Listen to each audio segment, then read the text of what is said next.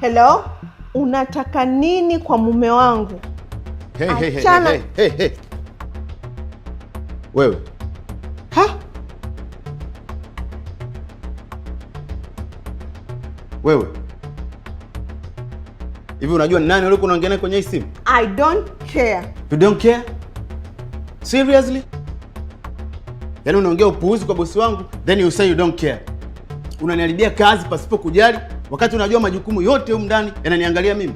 Na unaelewa fika kwamba hii ndio kazi ambayo ninaitegemea kwa ajili yetu wote sisi hapa ndani. Na ni nani aliyekupa ruhusa ya kuja kushika simu yangu na kuanza kufyatuka maneno yasiyokuwa na msingi? Pasipo hata kujali unaongea na nani? Hebu niondokee hapa. Kwani nani asiyejua siku hizi wanaume maandika boss kumbe ni mawala zenu? Suzi,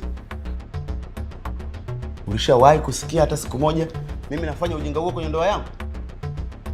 Au hata kuhisi mimi nafanya huo ujinga? Sikiliza, mimi naipenda ndoa yangu na naiheshimu, japo sijawahi kuwa na furaha nayo toka miaka 3 tuliyooana. Achana na mimi tena. Nyie mnaojifanya waaminifu ndio ofisi waenda pole, mnakamata mizoga kimya kimya.